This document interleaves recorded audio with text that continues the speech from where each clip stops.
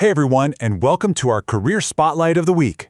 This is where we dive into some amazing career paths you might not have thought about. This week, we're looking at a field that affects, well, almost everything, from the price of petrol to the apps on your phone, and even India's role on the world stage. So let's get right into the fascinating world of international relations. You know, there's this invisible force all around us. It's shaping the big things and the small things. The technology you use every day, the movies you get to watch, all of it. And that force? It's called international relations. Seriously, it connects everything. It's the reason some apps suddenly disappear from your phone. And it's also the reason India's voice is getting louder and more important across the globe. So, are you curious to find out how it all works? Let's decode it. Okay, first things first. Let's tackle the big question. What exactly is international relations? I promise you, it's a lot more than just diplomats shaking hands on the news. At its heart, it's really this study of how countries deal with each other. We're talking about everything from trade deals and peace talks to, even major global conflicts. And it's not just governments. Big companies need these experts, too, to help them figure out how to operate in a complicated global market. Let me bring this right to your phone screen. Remember a few years back during the border tensions with China? Suddenly, apps like TikTok were banned. Well, that wasn't a random decision. That was the direct result of policy experts analyzing a really complex geopolitical situation. See? That's international relations in action, shaping your digital life without you even realizing it. So, what do people in this field actually do all day? It's a great question. To figure it out, let's imagine a day in the life of a foreign policy advisor and see what it's really like on the ground. Let's meet Arjun. He's from Pune, and now he works for India's mission at the UN. His day doesn't start with coffee. It starts with a deep dive into global news and intelligence briefings. Then he gets to work drafting India's official statement for a UN Security Council meeting, where literally every single word matters. In the afternoon, he's in that very session, listening to what countries like the US and Russia have to say.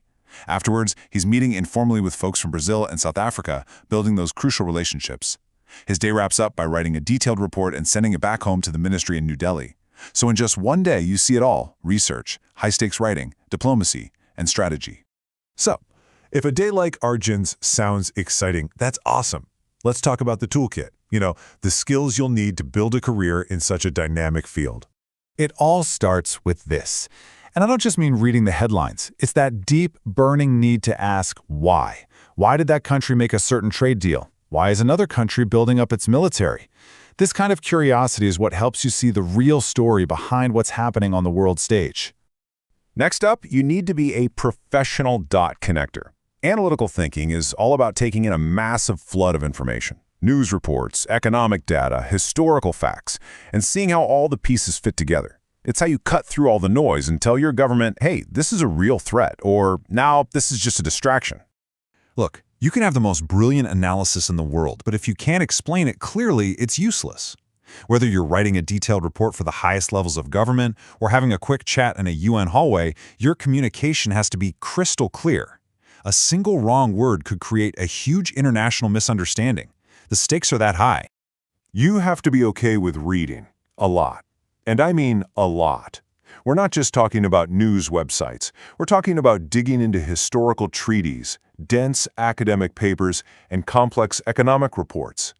You do this to build a rock-solid foundation for every single piece of advice you give.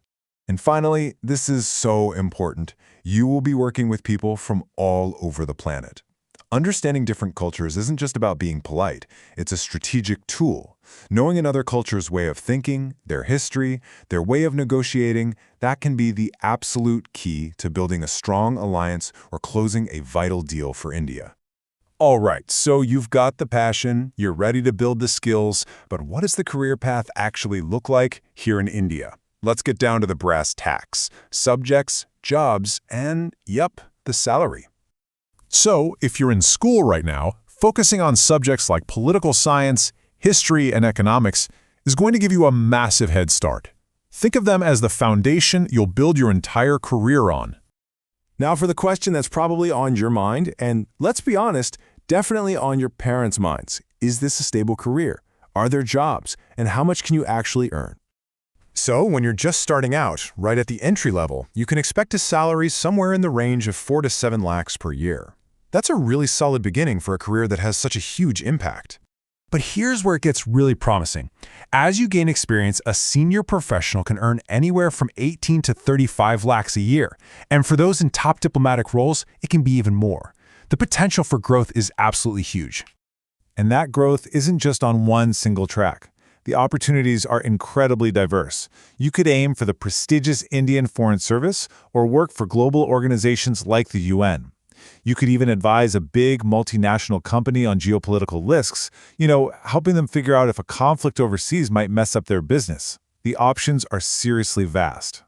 And to really show you just how far this career can take you, let's look at a truly inspiring story from someone you will definitely recognize. Here's a cool fact you might not know.